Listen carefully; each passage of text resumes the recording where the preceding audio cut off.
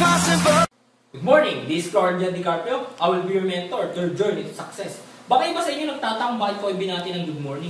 Sa negosyo natin kasi, good morning stands for bagong pag-asa. Kumbaga dati sa buhay mo, parang imposible na sa'yo makuha yung pangarap mo. Nung nasali ka rito, na-involve ba sa negosyo natin, nakita mo na posible mo pa palang makuha yung mga pangarap mo sa pamamagitan ng negosyo natin. Pero bago tayo magsimula sa topic natin, meron akong kwento para sa'yo. Itong kwento na to, meron isang addict sa computer. Ang pangalan, Pedro. Habang nagko-computer si Pedro, biglang nasira yung computer niya. Tinawag niya agad yung technician na kapitbahay nila. Kanya, pre, okay lang ba punta ka rito sa amin? Nasira kasi computer ko eh. Sakto, walang ginagawa yung technician. Pumunta sa bahay nila Pedro. Nung pumunta sa bahay nila Pedro, tinignan yung computer. Kaliwa kanan, harap likod, ilalim sa kaibabaw. Biglang pinalo. Ganun kalakas. Sabi ni Pedro, hala, ba't mo pinalo? Sabi ng technician, simple lang, saksak mo yung computer mo. Tapos buksan mo. Nung ginawa ni Pedro yun, biglang bumukas yung computer. Sabi ni Pedro sa technician, oh, ang galing ah, magkano mabayad ko sa'yo? Sabi ni Pedro sa technician, sabi ng technician, para sa effort ko, simple lang. 1,000 na lang, kasi magkapit-bahay naman tayo. Sabi ni Pedro, ba't 1,000? Pinalo mo lang. Bigyan mo ako ng breakdown. Paano naging 1,000 yan? Sabi nung technician kay Pedro, piso para sa lakas ng pagpalo mo sa computer mo. Then 999 pesos sa kaalaman ko kung saan banda papaluin yung computer mo para gumana. Ano moral lesson ng kwento? Simple lang. Alam na alam ng technician yung sistema ng computer. Kaya napakadali sa kanya gawin yung computer. Tapos to follow yung earning. Tama? Ano ba yung topic natin for today? Ang topic kasi natin is the greatest system nung negosyo natin. What do you mean system? What do you mean system? Sa negosyo kasi natin, nag-start ka, begin. Nag-join ka sa negosyo natin, tama? Doon sa pag-start mo, may journey yan, o sistema, o process. Tama? Ang tanong, ano yung finish line? Finish line nung ginawa mong process. Tama? Kumbaga yung success, ano yung makukuha mo? Yun yung tinatawag natin big dream sa negosyo natin. Yan, big dream. Imagine mo, pag alam mo yung big dream mo, yung finish line mo sa negosyo natin, kahit anong hirap o struggle mo sa business natin, hindi ka madali mag-quit. Kasi alam mo, may pupuntahan ka. Sabi nga namin, quitters never win, but winners never quit. Tama ba? Alam mo na yung big dream mo. Ba't ka pa mag-quit? Naka-join ka na, ba't ka pa mag-quit? Tama ba? Imagine mo, ano yung mga big dreams na sinasabi ko? House and lot, pangarap mo yan. Tama ba? Kung nakikita na ka lang ngayon, huwag kang mangarap na habang buhay, nakikita na ka rin. Dapat magkaroon ka ng sariling bahay. Tama ba? O, cars, mangarap ka rin na dapat convenient yung buhay mo. Cars, bakit cars? Dapat 2 o 3. Para pag coding, hindi ka nagpo-commute, may kotse ka pa rin pampalit. Tama ba? O, mangarap ka rin magka-savings. Hindi lang ba sa savings. Kung baga mayroon kang pang-tuition ng anak mo, pang-gastos pag may nagkasakit, mga bills, mga pagkuha ng pangarap mo, savings para pag nagta-travels ka, vacation, tama ba? O, dapat mangarap ka rin magkaroon ng travels. Kasi, iba yung pupunta ka pa rin sa ibang bansa. Kasi fulfillment mo yun, tama ba? Huwag ka mangarap probinsya lang, dapat iba-ibang bansa, tama ba? O, dapat magkaroon ka rin ng charity work. Kumbaga, nag-binless ka ng God, naging success ka. Magbigay ka rin sa ibang tao. Pero lagi mong tatandaan, you cannot give what you don't have. Sa negosyo natin, yung pangarap mo, dapat sky's the limit. Huwag mong lilimitahan yung sarili mo sa pagkuha ng pangarap mo. Kumbaga, dati pangarap mo, kotse, ngayon motor na lang. Dati gusto mo ng MacBook, ngayon netbook na lang. Tama ba? Kasi yung goal, hindi yan binabawasan o pinapalit. Dapat yan pinapalaki pa. Tama ba? Sabi ko nga, live your life to the fullest. Huwag kang papayag na hindi mo makuha yung pangarap mo. Kasi isang beses ka lang nabubuhay, hindi mo pa nakinuha yung pangarap mo. Tama ba? Ngayon, alam mo na yung pangarap mo. Na di ka dapat mag-quit. Ang question is, sino ba dapat kumuha niyan? Kundi ikaw o tayo. Tama? Hindi pwedeng kapitbahay mo. girlfriend mo, asawa mo kumuha ng pangarap mo. Dahil yung girlfriend, asawa mo, ibang tao, may pangarap din sila na dapat sila kumuha. Ikaw, may sarili kang pangarap na ikaw lang din dapat kumuha. Tama ba? O, ano yung first step na gagawin? Alam mo na yung pangarap mo, alam mo na, ikaw kukuha. Dapat meron kang GLLA sa negosyo natin. Ano ba yung GLLA? Yan yung good learning and listening attitude. Paano ba nakukuha yan? May tinatawag akong 5 fingers para ma-achieve mo yan. Itong 5 fingers na to, number 1, dapat hindi ka ma-pride sa negosyo natin. What do you mean ma-pride? I remember may invite ako sa negosyo natin. Pogi, sabi niya sa akin, bakit ako makikinig sa'yo? Ang pangit-pangit mo. Sabi ko, bro, relax ka lang. Alam ko, pogi ka. Kaso puro ka dating, wala kang datong. Isa kang napakalaki. www.cod.com.ph. Ano naman yan? Sabi niya sa akin. Sabi ko, bro, yung walang-wala. Care of daddy, care of mommy, panay hingi. Yung tipong ultimo pang-date mo sa girlfriend mo o boyfriend mo, galing sa magulang mo, panggas ng kotse ng magulang mo, galing pa rin sa magulang mo, pang-tuition fee mo, galing sa magulang mo, pang-outing mo, lahat ng mga luho mo, galing sa magulang mo. Ano yung mas fulfilling sa sarili mo, o mapifeel mo yung fulfillment? Yung pinaghirapan mo isang bagay bago mo ma-achieve o yung hiningi mo rin? Hiningi mo lang. Tama ba? Yung iba pa nga sa atin may COT, care of tita, tito. Yung iba pa nga sa atin may COG, care of grandma, grandpa. Imagine mo, habang buhay ba nandiyan yung magulang mo para bigay yung mga luho mo? Tama? Kailan ka i-achieve yung mga goals mo? Pag wala na yung parents mo, saka ka mag-stand sa sarili mo. Tama ba? O, kaya huwag kang ma-pride, sabi ko sa kanya. Tutulungan kita.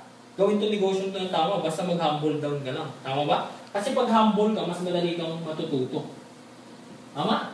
Naalala ko, may na-invite pa ako dito, ma-pride, doktor, OB-GYN. Sabi niya sa akin, bakit ako makikinig sa'yo? Doktor ako. Sabi ko sa kanya, ma'am, pagdating ko sa field nyo, saludo po ako sa inyo. For example, asawa ko nagbuntis, o yung girlfriend ko buntis, punta po ako sa inyo. Kasi doon po kayo magaling. Tama ba? May friend ako buntis, refer ko po sa inyo. Pero pagdating po rin sa negosyo namin, hindi mo po magagamit yung field mo. Kasi imagine mo, wala naman nanganganak sa amin lagi. Tama ba?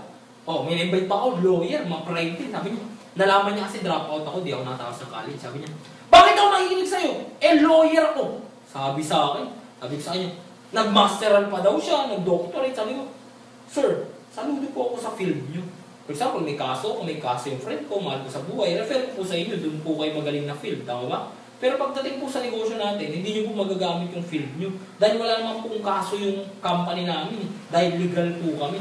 Tama po ba? O, sabi, meron pa ako na-invite dito, IT. Sabi niya sa akin, bakit ko ba kailangan mati ng ganyan, manood ng ganito, magbasa ng mga notes nyo, or mga guidelines nyo?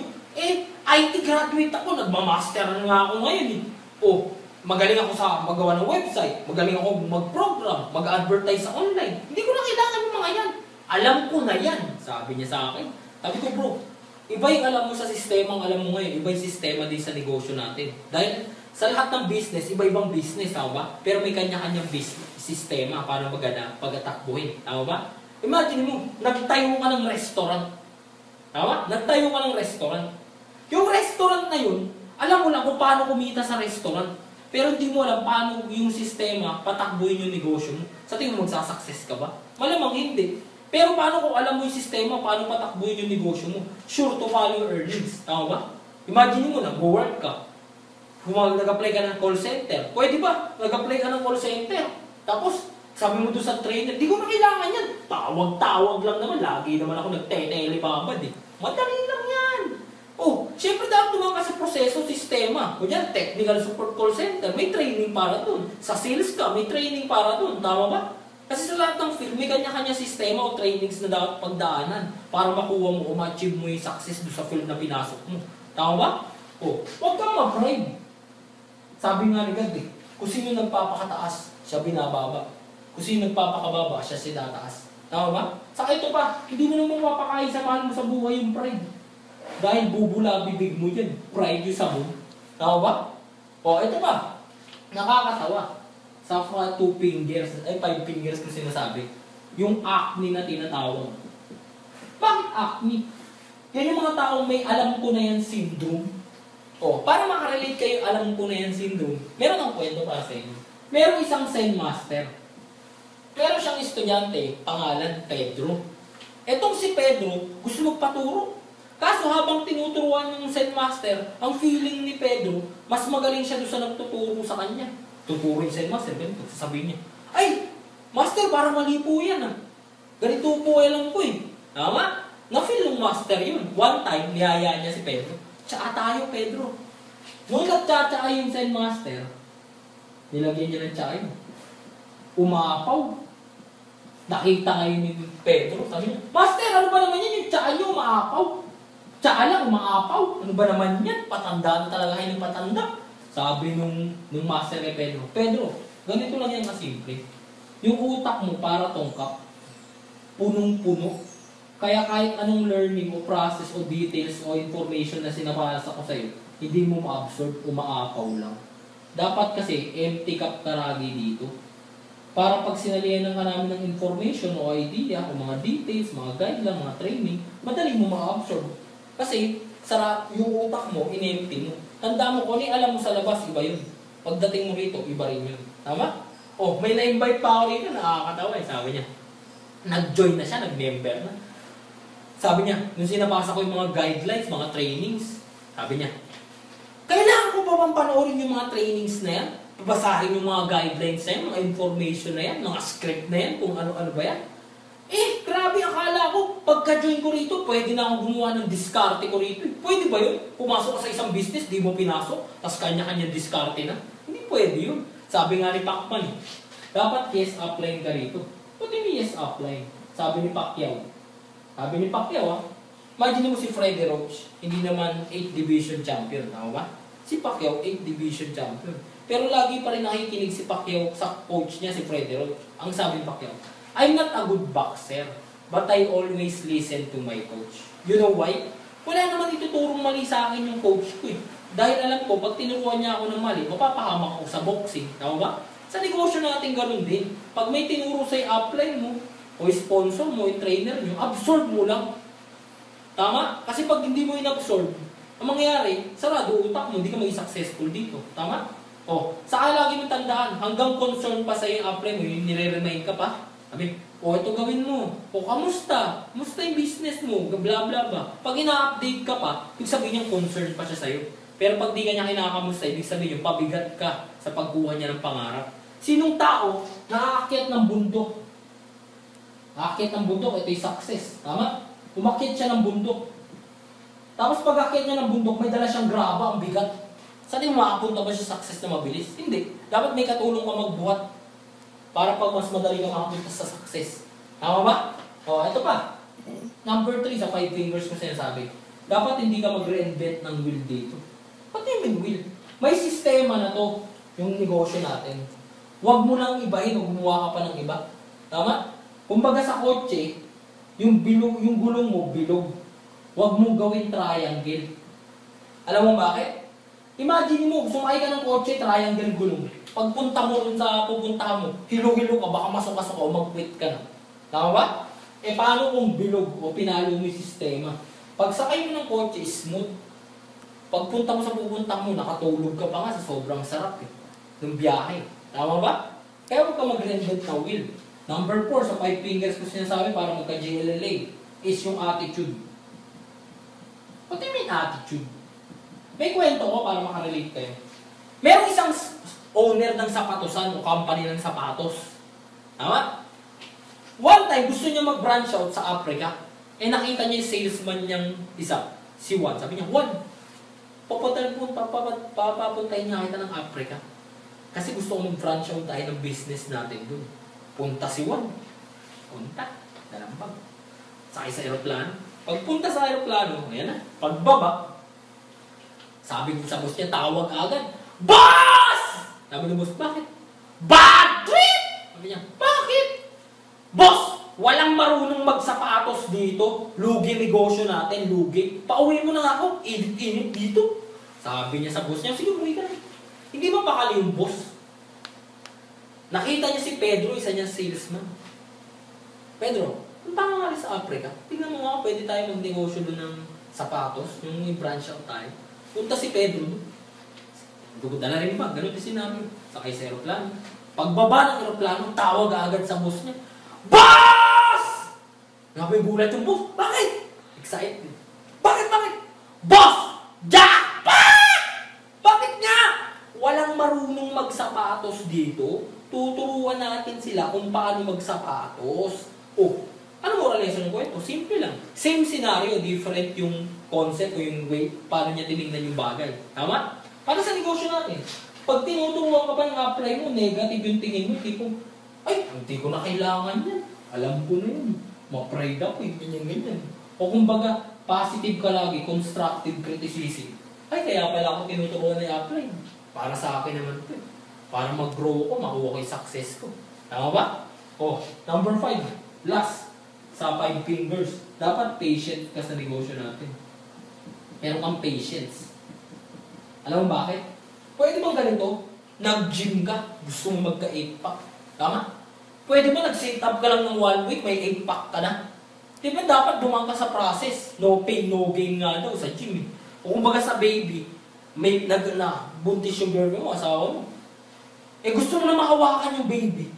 Eh 3 months pa lang, pwede mo ba pairin mo na yun? Hindi pa dumaan sa process? Sure, dead ball yun. Sa negosyo natin, pag di ka dumaan sa process, madededs ka, di mo ako yung pangarap mo. Tama ba? Kung ba ganito, patient ka rin, wala ka rin patient. Ganito, may invite ka. Sabi mo sa apply, ba't gano'n? Ang dami ko na na-invite, walang nag-join. Isipin mo lang lagi, bakit mo ikaw ba na-invite ka ng apply mo, nag-join ka agad? Minsan niya, 1 week, 2 weeks ka pa bago nag-join. 1 month, minsan niya, 1 taon ka pa bago mag-join. Positive ka pa rin dapat, yung patient mo nandun pa rin. Siguro kaya hindi nag-join yung invite ko. Baka 1 week din yan, kagaya ko. Ay, baka siguro hindi nag-join yung invite ko, baka 1 month din yan, kagaya ko. Ay, baka kaya siguro hindi nag-join yung invite ko agad, baka 1 year pa yan bago mag-join. Tama ba? Pag patient ka na o may 5 finger ka na, hindi ka na ma-pride, humble ka na, hindi ka na acme, yes, apply ka na lagi, o hindi ka na nag-rent ng wheel, yung attitude mo maganda na, patient ka na, sure, magkakaroon ka ng GLLA. Good learning and listening attitude. Tama?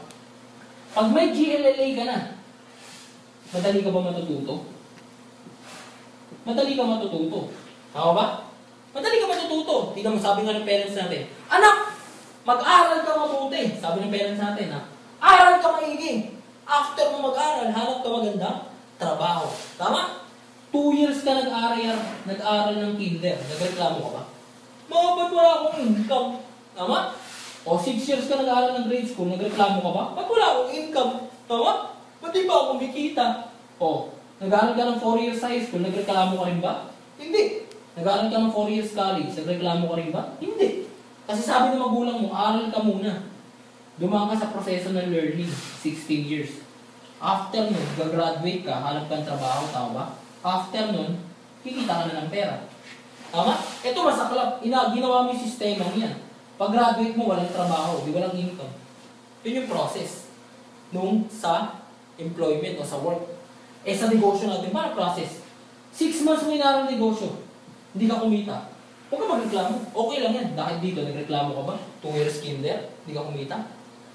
Sabihin natin 1 year inaral mo yung negosyo, yung sistema, kumita ka ng 1 year, 50,000. Okay lang ba? Okay lang. Bakit dito 6 years na wala kang kinita? Dito 1 year, 50,000. Pwede na rin.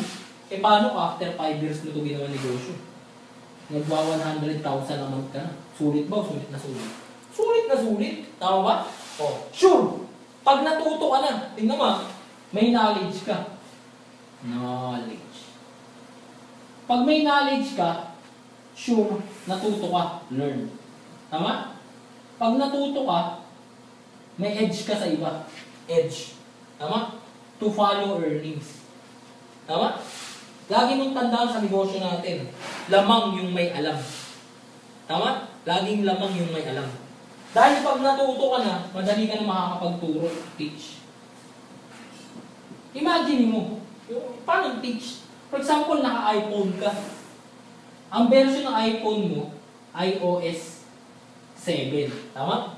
Yung friend mo, kaka-update lang ng naka-iOS 6. Ano yung friend, mag-update ka ng iOS 7. Ako bahala sa'yo, tuturuan isa. Kasi naka-iOS 7 ako. Tama? Paano ganito naman senaryo? Naka-iOS 6 ka. Sinabi mo sa friend mo, Friend, mag-upload ka ng iOS 7. Naka-iOS 6 ako bahala sa'yo, tuturuan kita. Sa tingin mo, madali ba ituro? Ikaw mismo, di mo inaral. Tama? O, imagine mo, pag inaral mo na isang bagay, yan yung mangyayari, duplicate. Nakapagturo ka na eh. Tama? Duplicate. May kwento ko dyan sa duplicate. For example, this is an apple seed. Sample apple seed to. Tama? Dito na rin nila. For example, this is an apple seed. Tinanim mo yan. Diniligan mo, inalagaan mo, pinaarawan mo. Tama? Nilagyan mo ng fertilizer. Sa tingin mo, magiging puno ba yan? Magiging puno? Pag naging puno, mamumunga. Tama? Yung bunga minsan mahuhulog, tapos tutubo. Tama? Minsan, kakainin ng ibon, may buto, ipupupo, tutubo. Yung iba naman, yung pinupo o tinapon sa basura, hindi tutubo yun, tama ba? O, sa tingin mo, dumami ba sila? Mamumunga rin yan, tama? The fact is, this is an apple seed. But the truth is, this is a forest. Tama? Sa negosyo natin, o, parang yung iba sa atin ginagawa, munggo. Diba? O, may napajoin, munggo. Bukas, toge na. May direct referral na daw siya sa commission. Tama? O, may napajoin ulit siya. O, munggo na naman. Bukas, toge na naman. May direct referral na naman siya sa commission. Lagi mo tandaan sa negosyo natin. Iba yung direct lang ng direct. Yun yung sa munggo. Iba rin yung nagduduplicate ka. O tinuturuan mo yung tao na papajoin mo. Yun yung apple seed. Tama? O, iba to. Tingnan mo. Ang dami mo nga napajoin. O, wala ka naman tinuturuan. Wala rin kwenta. Ang dami mo nga invite, hindi mo naman alam paano i-handle yung mga objection, mga question nila. Alam mo bakit? Hindi mo kasi inaral. Tama? Sa negosyo natin, slow is fast. Sa umpisa, mabagal kasi onti pa kayo. Pero habang dumadami kayo, mas madali nyo lang kuha yung pangarap nyo. Tama? Kasi, pag na-duplicate ka na, sunod na dyan yung delegate. What do you mean delegate? Meron akong kwento dyan. Merong si Juan. Magtataho. Ang sabi niya, kung kaya ko, kung kaya nila, kaya ko rin. Sabi ni Juan. Meron siyang barkada, si Pedro. Sabi ni Pedro, kung kaya nila, edi pagawa ko rin sa kanila. Tama? Tama? O, imagine mo, etong si Juan, work alone. Tama? Etong si Pedro, teamwork. Ganun na nangyari. Si Juan nagkasakit. Si Pedro nagkasakit. Sino may kita? Si Pedro. May teamwork eh. Tama? Eh paano nagkasakit yung tatlo rito? Sino may kita? Si Juan o si Pedro? Si Pedro pa rin. Kasi may teamwork eh. Tama? Imagine mo si Henry. Kilala si Henry? SM. Nagtayo siya ng SM. Pwede ba siya lahat yung nandun? Wala siyang katulong na employee? Imagine mo parang ganito. Pagpasok mo ng SM, sino mag-welcome sa'yo? Good morning ma'am. Good morning sir. Sino yun? Si Henry si Bayot, di ba guard? Kasi may ka-teamwork siya. O, mga manager, sales lady, cashier. Di ba? Teamwork. Tama ba? Sa negosyo natin, simple lang. Paano ba yung teamwork sa atin? May tanong yung members natin. May tanong. Eh alam mo yung sagot. Ikaw na yung sumagot. Huwag mo na hintayin yung team leader, trainer, o yung upline. Kung alam mo naman yung sagot, teamwork ka na, tulungan mo na yung mga members natin. Kasi sino-sino ba naman maghihilang patas, tayo-tayo rin. Huwag kang maging crab mentality. Tama? Kasi sa negosyo natin, sama-sama tayo pagpunta ng success, basta gawin mo lang yung part mo. For example, may invite sa group naman natin, may invite yung member natin. Welcome mo! Dahil iba yung impact pag ang dami natin nag-welcome. Imagine mo, invite ka, tapos 100 nag-welcome sa'yo. Pa-excite ka ba mag-join? Alam mo bakit? Kasi ma-feel mo, maraming magtutulong sa'yo. Tama? Oh, paano? Minsan ganito gusto natin. Tayo may invite, welcome natin. Guys, please welcome, ganito. Tapos yung ikaw mismo, di mo welcome yung invite nila. Ano mangyayari? Magiging chain reaction, magiging hindi nag-welcome yung iba. Tama ba? Sa negosyo natin, teamwork lagi para mag-business natin, makuha pangarap natin. Sure, pag nangyari yung delegation, papasok na dyan yung multiply. Multiply. Tama? O, paano multiply? Yan yung dati, isa ka lang. Tama? May tinuruan kang isa, dalawa na kayo. Tama? O yung dati, dalawa na kayo, nag-invite kayo tagi-tagisa, may napadyo kayo tagi-tagisa, tinuruan nyo rin, naging 4 na kayo. Yung 4, may napadyo din tagi-tagisa, tinuruan din yung 4, o di 8 na kayo. Tama ba? Kung baga dati, sa Manila lang yung mga downline nyo. Ngayon, buong Luzon, Visayas, Mindanao. Pag nangyari ba yun, na-conquer nyo na yung bansa nyo, so follow ba ito? Big network. Big network. Kumbaga magkaka-downline ka na sa abroad. Siyempre, pag nagka-downline ka sa abroad, turuan mo rin, gawin mo rin ito sistemang ito. Para siya mismo, dadami siya doon sa bansa nila. Makukonquer din yung bansang yun. Ang mangyayari, dadami na ba kayo sa iba-ibang bansa?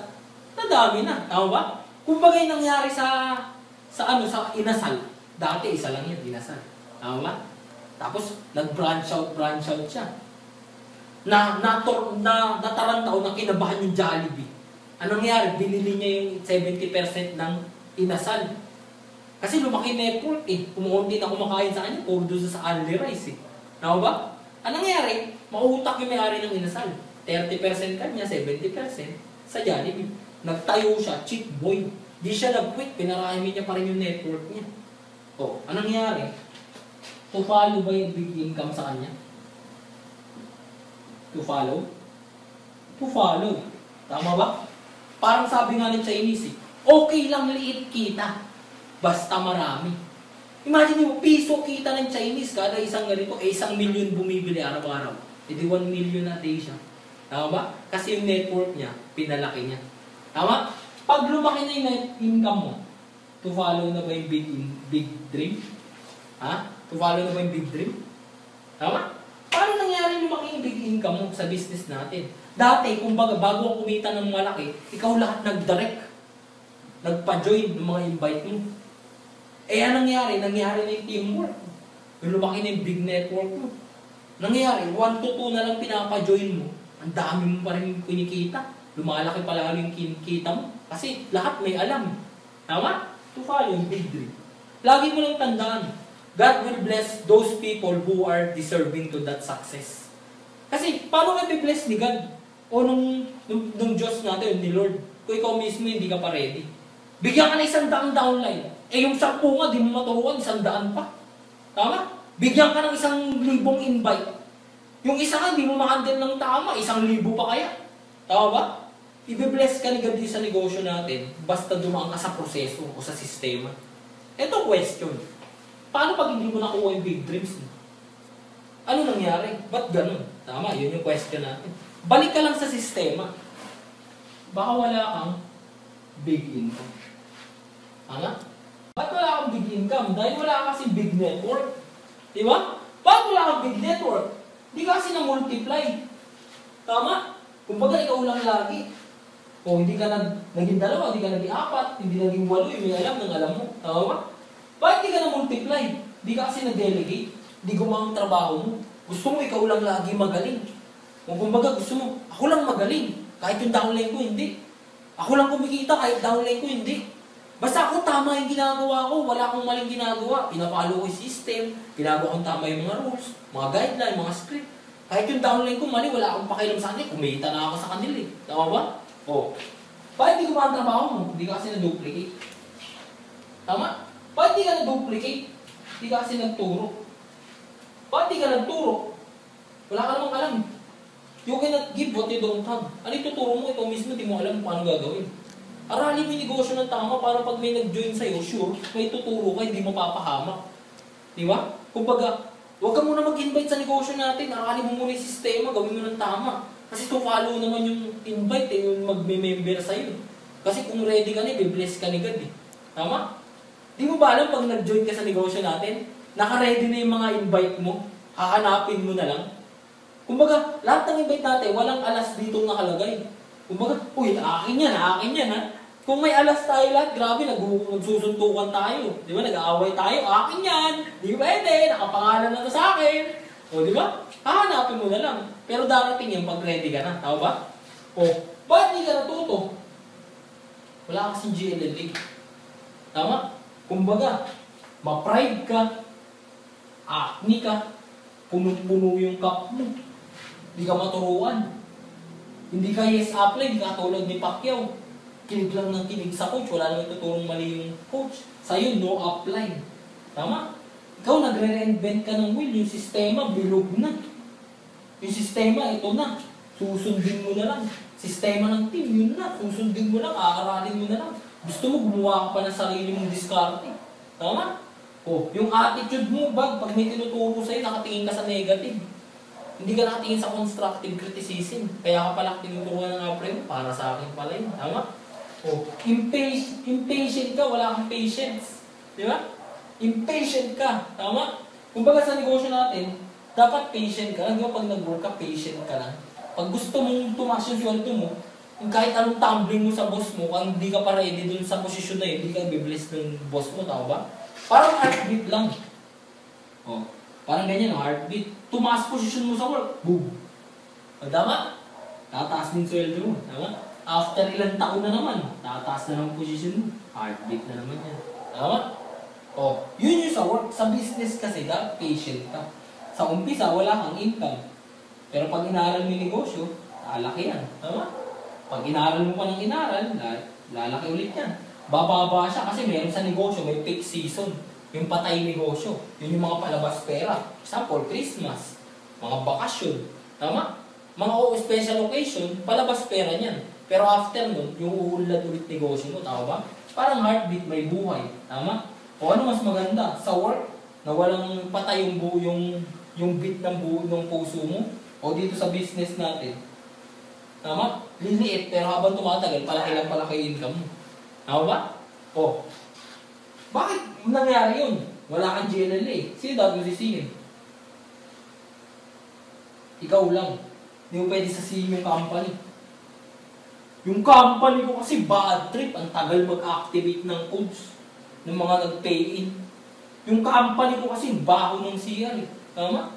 Yung company ko kasi puro reklamo sinisimulat sa company. Tama? Yung products hindi ma-download. Tama? Hindi effective eh. Tama? O, isisimurin yung downline mo. Yung downline ko kasi tamad eh. Bad trip naman yung downline na yun. O, ito na sasabihin ko sa'yo.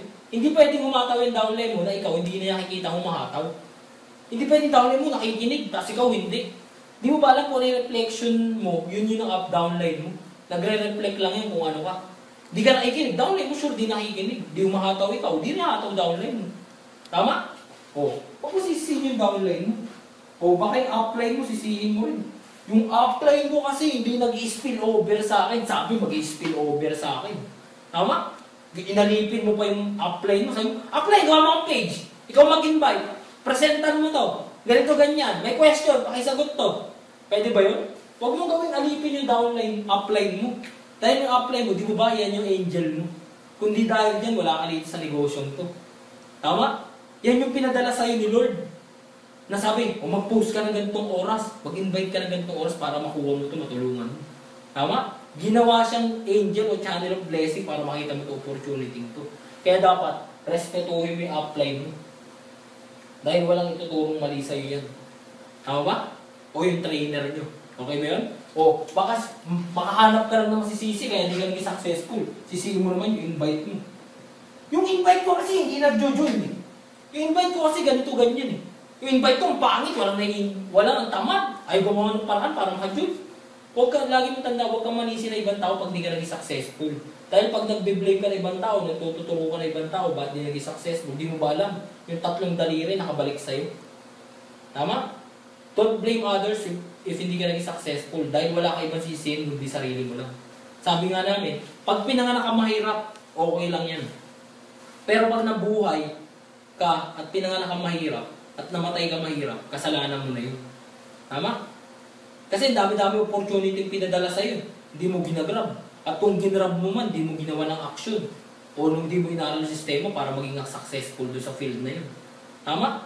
Lagi mo tanong, di mo ba alam champion ka? Hindi mo kailangan mag-blame ng ibang tao. Bakit di mo nakuha yung pangarap mo? O para maintindihan nyo na champion kayo.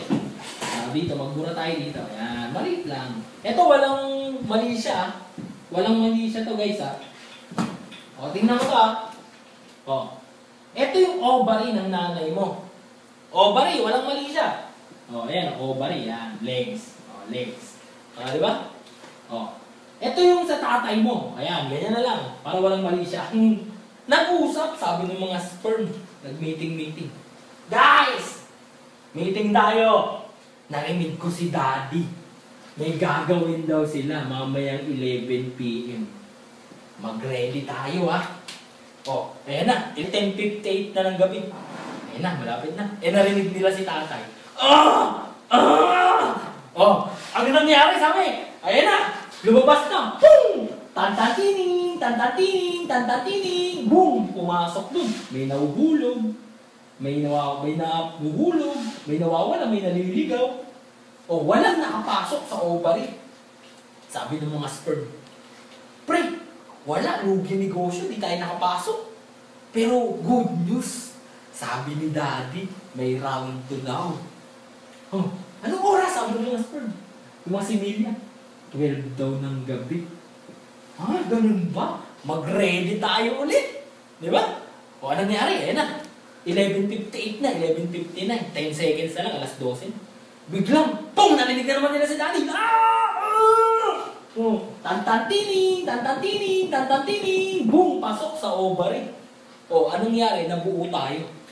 O, ilan million yung similya mong tinalo. Tapos nagbe-blame ka ng ibang tao pag di ka naging successful. Noon ka pa naman champion. Tama? Kaya huwag kang papayag, hindi mo makuha pangarap mo. Okay ba yun? Sa negosyo natin, work with the system and the system will work for you. Work with the team, then the team will work for you also. Tama ba? If you stand for nothing, you will fall for anything sa ganitong negosyo. Mag-stand ka lang sa sistema, panghawakan mo lang yung sistema, huwag kang gumawa ng iba. Sure, makukuha at makukuha mo yung pangarap mong gusto. Yung pinasok natin dito, tanda mo. Ito yung pinasok natin. Yung pinasok natin, networking. Proud ako sabihin networking ito. Networking yung pinasok natin. Pag naging successful ka rin sa negosyong to, tinrabaho mo yung sistema. Itong in-explain ko sa'yo. Pag hindi ka naging successful dito, hindi networking ginawa mo. Not working. Nag-join ka lang, hindi mo inaral sistema, hindi mo ginawa na action, sure, hindi mo ako pangarap mo. Iba daw sabi, nag-join na ako sa ganyan. Hindi ako naging successful. Tanong mo, ba ginawa mo networking o not working? Tama? Yung iba sabi, narinig ko na yan. O tanong mo siya, ano ba ginawa mo? Ikaw ba mismo yung nag-join o narinig mo lang sa ibang tao?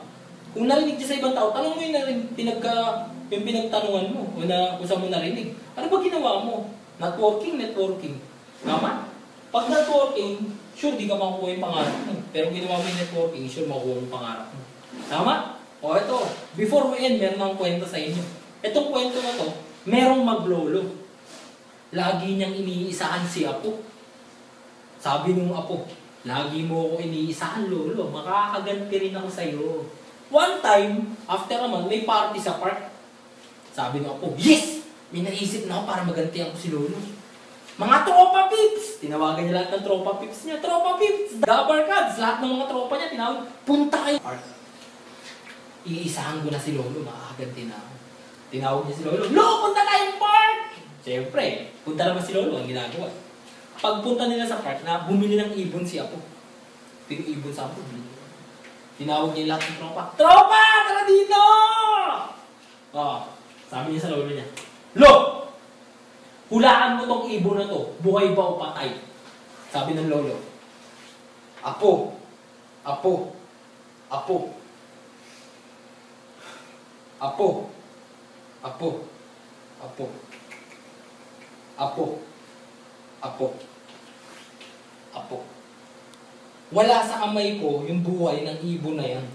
Nagulat si Apo. Sabi ng Apo, Lo, bakit? Kasi pag sinabi kong patay, ang gagawin mo, papaliparin mo lang sa harap ko.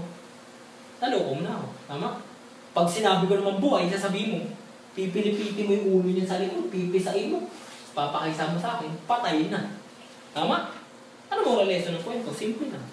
Sa negosyong to, narinig mo na kung ano yung sistema. Nasa mga kamay mo na kung bubuhayin mo itong negosyong to o isasagawa mo at isa sa puso mo para maging successful ka. O papatayin mo itong narinig mong sistema o training na to, dumaan dito sa isang tenga mo, nilabas mo doon, tapos natulog ka na, tapos gusto mo maging successful ka kinabukasan. Tama? Sana, sa narinig nyo ngayon, marami kayo natutunan. For more trainings, subscribe me in YouTube sa caption ng video to, and like my page, add me and follow me in Facebook and Twitter. By the way, I'm Florian Di Carpio again. I will be your mentor to your journey to success. To God be the glory. Happy network!